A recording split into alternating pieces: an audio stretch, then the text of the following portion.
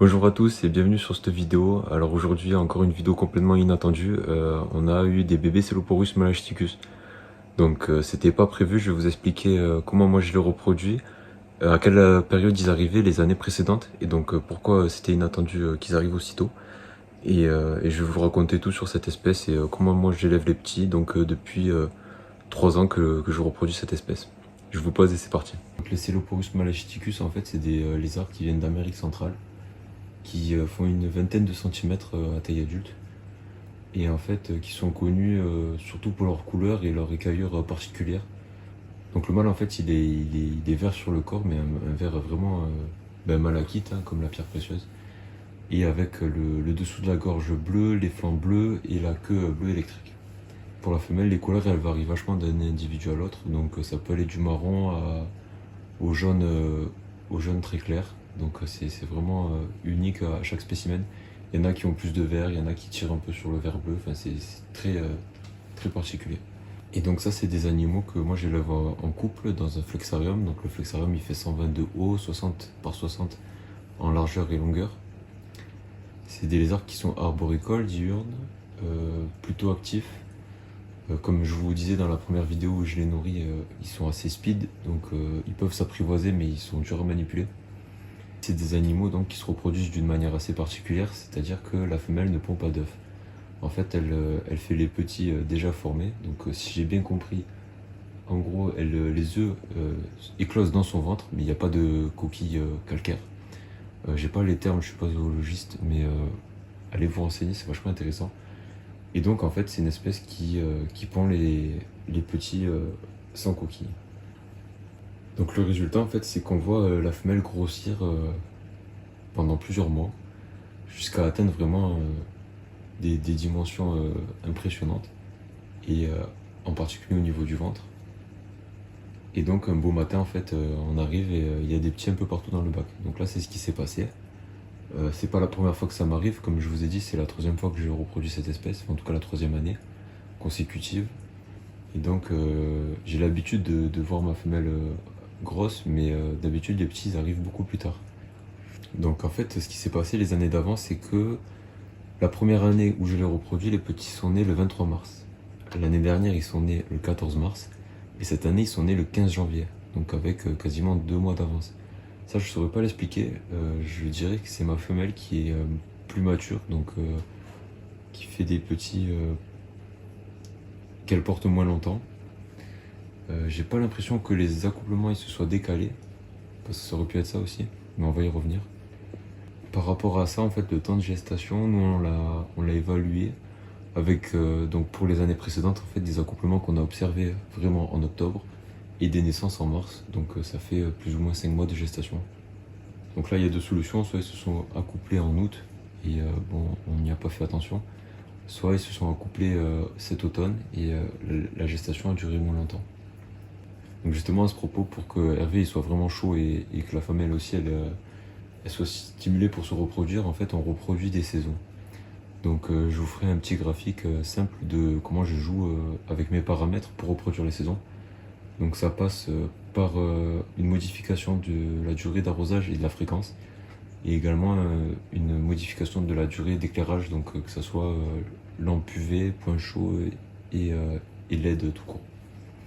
Donc en gros on a une saison des pluies qui dure la majorité de l'année, et donc après en fait on diminue la durée du jour, et quand on arrive à 8 heures d'éclairage par jour, en fait moi je passe à 2 pollinisation par semaine.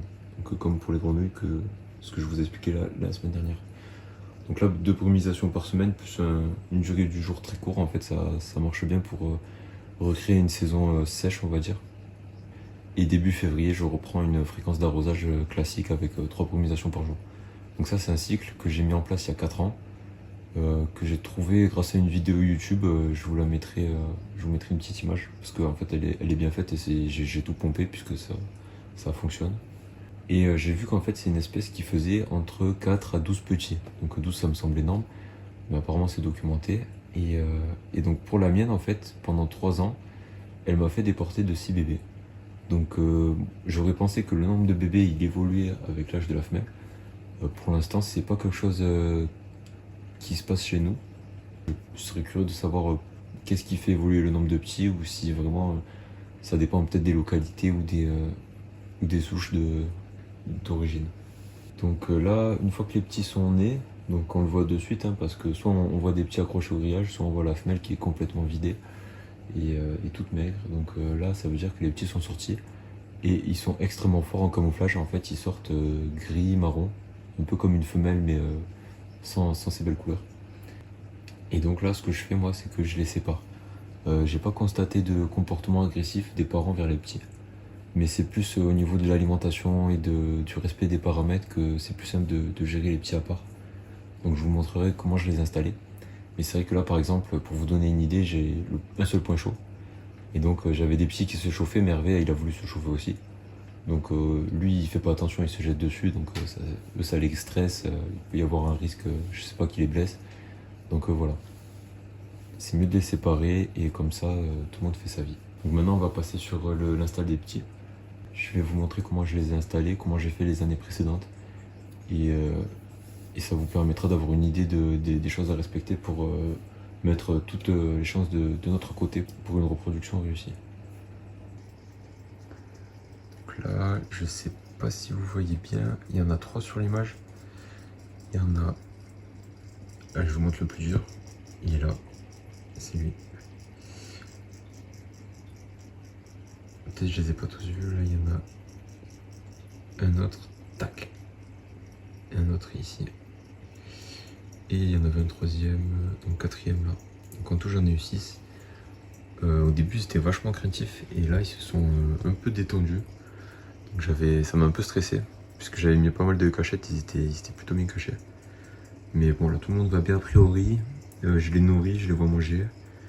Donc oh, il y en a là aussi. Là cette année je suis vraiment impressionné par la taille qu'ils font. J'ai l'impression qu'ils sont minuscules par rapport aux années précédentes. Donc je sais pas, soit d'une année à l'autre j'oublie, mais là vraiment il me semble tout petit. Donc je vais vous poser, je vais les nourrir, on va parler de leur maintenance et de leur mode de vie en tant que nouveau bébé lézard. Donc c'est une espèce qui dès petite est vachement territoriale, en tout cas il y a une hiérarchie qui s'installe entre les jeunes. Donc je sais qu'il y a toujours les mêmes qui vont manger plus, squatter les points chauds, les UV. Donc ça va me prendre en compte, c'est pour ça que j'ai mis beaucoup de branches, pour que tout le monde ait un accès, ou en tout cas un petit territoire. J'ai essayé d'accumuler plusieurs branches sous le point chaud pour qu'il y ait plusieurs spots en fait, et que le plus grand nombre de petits puissent y accéder en même temps. Donc ça c'est important. Donc là je leur ai mis une rampe LED, bon la base pour l'éclairage naturel, un petit point chaud et un petit point UV. Donc les deux sont séparés. On remarque que le point chaud ils y vont régulièrement et que les UV aussi, donc là j'aurais aucune observation particulière à formuler. Au niveau de l'alimentation, là à ce stade, je leur donne des drosophiles, donc comme pour les dendrobates. Je leur en donne avec du calcium, j'en ai pas encore donné avec des vitamines, j'attends encore un peu. Mais c'est une complémentation classique et des proies pas compliqués à trouver. Et il n'y a pas de système d'arrosage automatique, donc je le remise une fois par jour pour augmenter l'humidité et qu'ils puissent boire les gouttelettes sur les écorces. Là, ce que je peux vous dire au niveau ratio mâle-femelle, que sur la première portée, il y a eu 4 mâles et 2 femelles, donc sur 6 petits. Que l'année dernière, si je dis pas de bêtises, on devait être à 3 mâles, 3 femelles, donc égalité parfaite. Donc cette année, j'attends de voir un peu. Parce que là, pour les sexer, en fait, il va falloir attendre que les mâles prennent leur couleur d'adultes. Donc ça arrive au bout de 5 ou 6 mois facile. Je les élève en groupe jusqu'à les vendre. Donc je les vends, ils ont environ 8 mois. Par contre, comme les 6 vivent ensemble, il y a 2 mâles qui vont prendre la dominance, 2 femelles qui vont prendre la dominance, et 2 individus qui vont être un peu en retard au niveau de leur développement. Et ça peut être des mâles ou des femelles, mais en fait, quand c'est des mâles, leurs caractères secondaires, ils apparaissent pas. Ils vont pas prendre leur couleur de mâle, donc c'est assez dur à déterminer. On voit les écailles bleues sur la gorge, mais sinon c'est quand même très compliqué de les sexer, même quand ils sont assez âgés en fait. Donc peut-être à l'avenir, je vais essayer de séparer les groupes pour que tous les mâles se développent en même temps en fait, et que arrivé au moment où je les cède, ils aient tous leur couleur quasiment d'adultes. J'en profite pour rappeler que c'est une espèce qui est encore prélevée dans la nature. Donc essayez de privilégier des animaux nés en captivité forcément. C'est pas toujours disponible, mais sachez que moi chaque année je les reproduis. Donc si vraiment vous êtes intéressé par cette espèce, vous pouvez m'en réserver.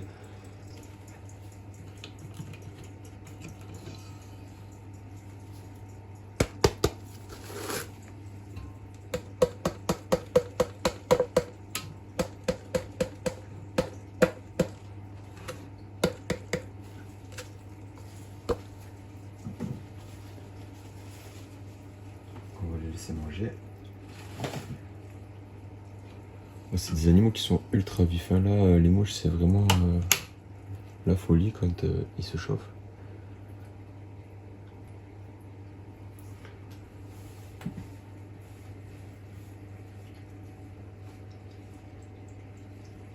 Je vais vous laisser vous rincer les yeux un petit peu comme pour les grenouilles. C'est quand même ça l'intérêt de vous faire des vidéos sur les animaux un peu originaux qu'on a. C'est qu'on les voit pas souvent et ça fait toujours plaisir de les voir vivre normalement, quoi.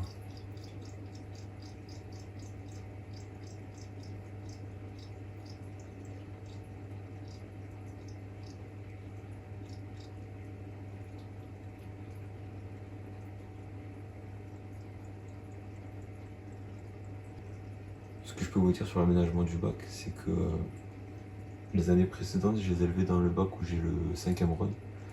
Donc avec un fond en liège. Ça va augmenter la surface d'exploration et les territoires prêts pour les points chauds et les UV, ils avaient plus d'espace. Donc cette année, j'ai pas pu le faire parce qu'en fait, j'ai carrément pas vu venir la naissance. J'avais ce terrarium de côté qui me servait de mini-serre. Et en fait, j'ai pas eu le temps de coller un fond. Enfin, il a fallu que je récupère dessus tes petits, donc j'ai pas pu m'y préparer. C'est aussi pour ça que j'ai mis un maximum de troncs en liège pour augmenter la surface d'exploration. Donc là, d'ici quelques semaines, voire un mois, je commencerai à leur donner des micro-grillons. Et après, drosophiles micro-grillons jusqu'à ce que je passe que sur des petits grillons. Et après, quand on les cède, ils sont aux petits grillons. À savoir qu'ils adorent aussi les vers de farine. Ça, c'est un aliment qui peut vraiment servir à les apprivoiser, un peu à la manière des Tribolonopus en fait. C'est un peu la friandise pour les faire venir et les faire venir sur nous en fait. Donc ça, c'est le cheat code. Et sinon, je sais que ça mange des blattes aussi, mais ils sont pas fans. Moi, j'ai remarqué, j'en donnais à mes adultes à un moment donné. Et en fait, c'est vraiment pas ce qu'ils préfèrent. Les adultes, ils raffolent des criquets, ça c'est sûr. Et sinon, après, je les nourris avec des grillons. Et rarement des vers de farine pour les adultes. Donc là, si ces jeunes vous intéressent, n'hésitez pas à envoyer un message ou à vous renseigner pour être prêt à les accueillir. Sachez que moi, je serai présent au Reptilian normalement cette année si ça se fait. Enfin, j'y suis chaque année, donc il n'y a pas de raison que je ne suis pas cette année-là. Et donc, je pense que je mettrai des disponibilités en ligne sur l'application qui s'appelle Le Coin Rare. Donc j'en profite pour parler d'eux un peu. Ils me payent pas, mais c'est des mecs qui sont vachement sympas. Et en fait, ils ont créé un peu le bon coin pour les animaux. Je crois que c'est toutes les catégories, mais ce qui nous intéresse là, c'est vraiment les animaux terrarium. Donc ça peut être, c'est un site de petites annonces en fait en ligne, entre particuliers je crois, et même ils veulent développer sur les entreprises, je vais pas dire de conneries. Mais je vais commencer à exploiter cet outil parce que je pense que ça peut être vraiment intéressant pour la suite. Donc je mettrai mes petits cellos, mes petites grenouilles, et puis si j'ai des bonnes surprises, je les rajouterai aussi. Donc ils seront à réserver et à retirer soit au Reptiliad, soit sur la région de Perpignan et la ville de Tuire, capitale des Aspres. Ouais, donc là vraiment, ils sont. Là, il y en a 4 en train de se chauffer. Il y en a un au plafond et un qui est dans un tronc. Si je dis pas de conneries, donc j'ai bien les 6.